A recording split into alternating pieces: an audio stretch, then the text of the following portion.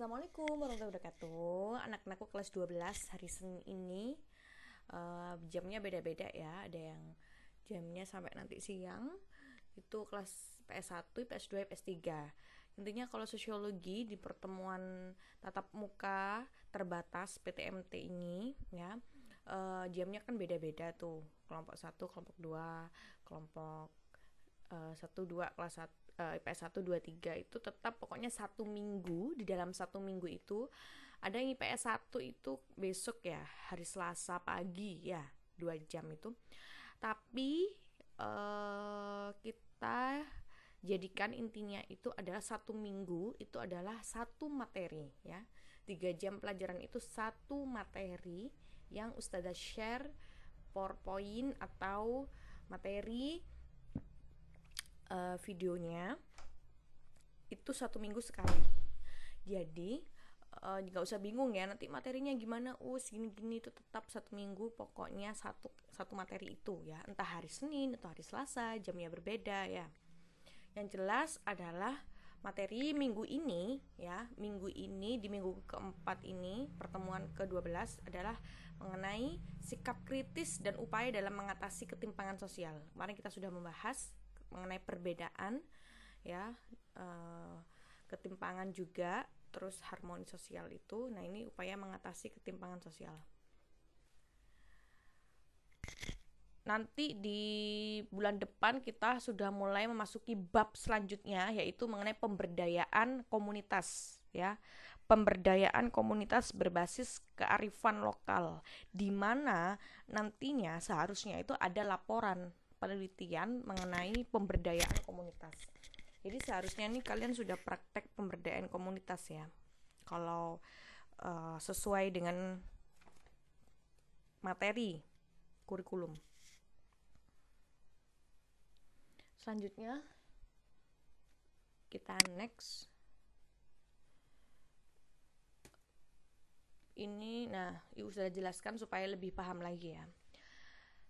Apa aja sih upaya dalam menangani ketimpangan ya? Ketimpangan kan ada ya si mampu, ada yang si tidak mampu, ada yang mampu tidak mampu tuh maksudnya mampu berpendidikan tinggi, mampu mendapatkan pekerjaan yang layak ya kan, mampu mendapatkan tempat tinggal yang layak, hidup layak, dengan orang individu yang tidak mampu. Itu menimbulkan ketimpangan kan pastinya.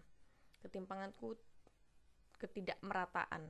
Nah, menjaga dan meningkatkan komunikasi sosial di masyarakat itu salah satu upaya meminimalisir nanti terjadinya ketidakharmonisan, adanya ketimpangan. Jadi kesalahpahaman, pokoknya semua upaya ini dilakukan untuk meminimalisir adanya kesalahpahaman, konflik sosial, ya kan, kecemburuan sosial. Yang kemarin kita bahas mengenai dampak-dampak ketimpangan sosial. Ayo, apa aja kemarin dampak-dampak ketimpangan sosial? Ada konflik, ya kan? Terus ada apa lagi? Kriminalitas, monopoli kekuasaan, kecemburuan sosial, diskriminasi. Lah, menghindari dampak-dampak itu, kita harus melakukan upaya meminimalisir. Di antaranya seperti apa? Kenapa kok dilakukan upaya minimalisir? Ya iyalah supaya terwujudnya harmoni sosial, terwujudnya harmoni keseimbangan di masyarakat ya, supaya tidak adanya dampak-dampak itu tadi. Kita harus melakukan upaya, salah satunya yaitu pengertian komunikasi sosial. Maksudnya di sini adalah kita melakukan komunikasi sosial yang baik. Apa sih komunikasi sosial? Yaitu proses penyampaian pesan yang dilakukan individu terhadap individu lainnya. Jadi proses penyampaian pesan antara satu orang ke orang lain. Proses penyampaian pesan dapat langsung dan tidak langsung melalui media komunikasi ya. Respon dan reaksi komunikasi sosial menimbulkan individu saling berinteraksi. Jadi dari adanya komunikasi yang awalnya nggak kenal, saling menyapa, saling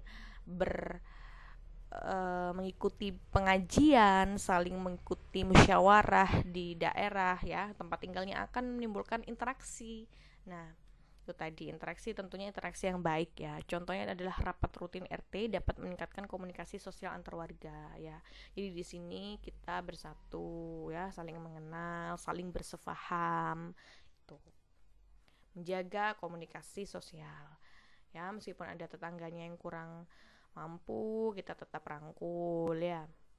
Kemudian juga ada sikap empati ya. Ya, pengertian empati itu apa sih? Empati merupakan kemampuan seseorang atau individu merasakan keadaan yang dialami oleh orang lain. Jadi merasakan bila sedih, ikut merasakan, turut berduka, ya kan? Kita ikut merasakan gitu. Perasaan simpati yang sangat mendalam dapat mendorong munculnya rasa empati. Empati, unsur yang mendasari empati itu adalah kehangatan, kelembutan, peduli, dan rasa iba. Contoh adalah empati kepada masyarakat sekitar yang kurang mampu dengan berbagi kebaikan bersama. Ini adalah salah satu kita yang mampu berempati, memberikan sebagian rezeki kita bareng-bareng ya dengan teman-teman untuk memberikan kepada yang kurang mampu, misalkan berbagi takjil ya kan, sama-sama bareng-bareng gitu kan, lebih ringan jadinya ya. Tuh, supaya kita juga meminimalisir adanya kejahatan-kejahatan sosial ya kan, seperti adanya kriminalitas dan lain sebagainya, karena memang itu tadi ya kan, yang miskin semakin miskin, yang kaya semakin kaya, itu tidak baik. Selanjutnya next, itu yang keempat. Yang ketiga ya, mengembangkan sikap toleransi. Apa itu toleransi? Merupakan sikap memperbolehkan pendirian, pendapat, dan kepercayaan yang berbeda atau bertentangan dengan prinsip sendiri. Toleransi juga menjadi wujud perilaku menghargai setiap perbedaan yang muncul pada realitas sosial yang ada. Menitik beratkan pada tindakan menghargai perbedaan pada setiap kelompok sosial ya, baik itu kelompok suku, berbeda ras, berbeda agama, bahkan berbeda pendapat.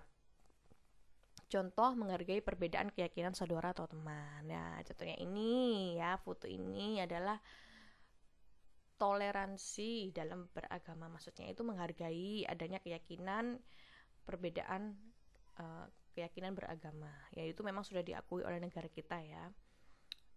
Tentunya mengembangkan sikap toleransi sesuai dengan Pancasila, ketuhanan yang Maha Esa ya kan. Esa punya Tuhan masing-masing, kita tetap menghargai ya. Persatuan Indonesia, mengembangkan sikap toleransi. Itu salah satunya adalah menghargai perbedaan ya. Selanjutnya yaitu ada pengaruh utama gender. Kemarin kita juga membahas ya, salah satunya itu adalah ada ketimpangan gender. Masih ingat ya? Ketika kita membahas bentuk-bentuk ketimpangan sosial, itu ada ketimpangan gender. Ketimpangan gender itu apa? Yaitu perlakuan tidak adil antara jenis kelamin satu dengan jenis kelamin lainnya. Terutama di sini adalah yang tidak adil adalah pada jenis kelamin perempuan ya. Terbatasnya akses, baik akses sumber daya pendidikan, kesehatan, dan ekonomi misalnya.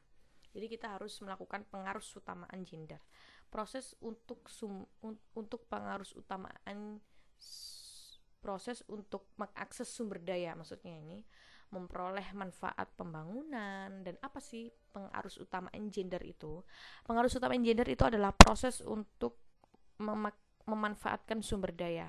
Sumber daya itu sumber kekuatan yang ada di bumi ini ya, baik sumber-sumber ekonomi, sumber pendidikan, sumber apapun itu.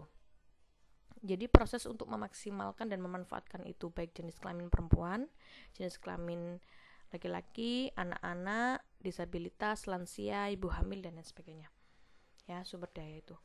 Kemudian pengaruh utama gender itu juga bagaimana pihak-pihak yang terkait itu adalah dapat memperoleh manfaat pembangunan dan pengambilan keputusan yang sama di semua tahapan proses pembangunan dan seluruh proyek, program, dan kebijakan pemerintah.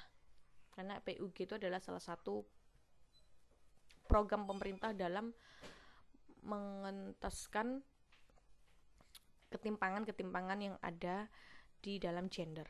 Nah, menjamin perempuan dan laki-laki mempunyai akses dan kontrol terhadap yang ditujukan untuk mendorong seluruh komponen masyarakat agar lebih memperhatikan dan memfasilitasi kepentingan dan kebutuhan pihak dalam masyarakat ya. Contohnya apa sih pihak-pihak yang ada di masyarakat itu? Yaitu contohnya adalah pihak-pihak yang terutama kaum yang bisa dibilang itu harus memperoleh prioritas. Contohnya itu apa? Ya kaum perempuan. Kaum prioritas itu karena dirinya itu biasanya itu didiskriminasi gitu ya. Contohnya itu apa? Kaum perempuan, disabilitas. Disabilitas itu seperti tunanetra, tunawisma ya, tunawisma, tunanetra, tunarungu, ya kan, tidak bisa mendengar, tidak bisa melihat, tidak bisa merasa gitu ya. Itu namanya disabilitas. Kemudian lansia, ya, ya nenek-nenek, kakek-kakek. Kemudian ibu hamil, ya kan, karena memang butuh prioritas. Dan ibu menyusui dan juga anak-anak butuh prioritas. Ini adalah salah satu yang sasaran dari agenda-agenda pengarus utamaan gender. Indikator keadilan gender itu apa sih? Gitu loh. Indikator keadilan gender baik terhadap perempuan dan laki-laki adalah terdapatnya akses, ya. Tadi yang sudah bilang, akses ekonomi, akses pendidikan, akses kesehatan, dan akses lainnya, sumber daya lainnya. Kemudian dia juga dapat berpartisipasi dimanapun, ya, tanpa adanya diskriminasi. Kemudian dia juga dapat mengontrol kebijakan-kebijakan pemerintah dengan sama, ya, haknya, dan juga dapat merasakan manfaat adanya kebijakan pemerintah itu untuk dirinya, ya. Jadi tidak diskriminasi kebijakannya. Contoh pengaruh utamaan gender untuk mengatasi ketimpangan gender utamanya adalah dengan mengadakan pelatihan pendidikan gender pada masyarakat, ya, seperti ini. Jadi baik laki-laki, perempuan, atau dari usia anak dan remaja juga harus ada pendidikan gender, ya, supaya tidak menimbulkan ketimpangan gender, diskriminasi. Nah, selanjutnya yang terakhir yaitu ada apa ini? Pengertian, ya, sikap filantropi sosial. Apa sih filantropi sosial itu? Secara etimologis, filantropi berasal dari bahasa Yunani. Philos berarti cinta, ya, cinta, philos, ini bahasa Yunani. Anthropos berarti manusia. Antropologi, ilmu yang mempelajari tentang ini ya, manusia. Sehingga secara harfiah, filantropi adalah konseptualisasi dari praktek memberi, giving, pelayanan, servis, dan asosiasi persatuan secara sukarela untuk membantu pihak lain yang membutuhkan sebagai ekspresi rasa cinta. Maksudnya di sini itu adalah memberi dalam hal itu bukan memberi hal-hal yang aneh-aneh ya, tapi memberi hal-hal yang positif untuk kebaikan diri kita dan kebaikan orang yang kita beri, ya, misalkan sedekah itu ya. Tuh, seperti itu. Di negara Indonesia, konsep ini seperti halnya gotong royong. Meskipun modernitas mempengaruhi masyarakat Indonesia menjadi masyarakat yang individualis karena teknologi, ya, sikap kemurahan hati masih menjadi bagian masyarakat Indonesia dalam melihat saudara-saudaranya. Misalkan ada yang tidak mampu, itu masih ada ya di jiwa Indonesia gitu. Dalam arti contohnya yaitu seperti sedekah kepada yang membutuhkan sesuai dengan ajaran agama yang dianut. Pastinya akan mengajarkan mengenai sedekah terhadap saudara yang membutuhkan. Dan sikap filantropi sosial ini jangan diartikan yang negatif, ya, seperti memberi hal-hal yang buruk, ya, kepada saudara kita, teman kita. Bukan memberikan cinta, giving, terus ujungnya buruk, ya, itu namanya juga bukan giving, tapi akhirnya itu sama aja menjerumuskan, bukan giving, ya, jatuhnya. Jadi giving itu adalah giving kebaikan, giving the best, ya, memberikan yang terbaik gitu, memberikan kebaikan, giving the good something, ya kan, yang pastinya akan memberikan manfaat untuk diri kita dan orang lain. Tuh supaya menghindari adanya dampak-dampak ketimpangan sosial. Terima kasih. Ada kata-kata quotes ini di akhir penjelasan. Semakin banyak kebaikan yang Anda tanam, akan lebih banyak kebahagiaan yang Anda peroleh di kemudian hari. Itu yang bisa saya sampaikan. Terima kasih. Assalamualaikum warahmatullahi wabarakatuh. Ya, pertemuan tatap muka insyaallah minggu depan kita akan membahas bab mengenai pemberdayaan komunitas berbasis kearifan lokal. Tidak ada tugas untuk minggu ini.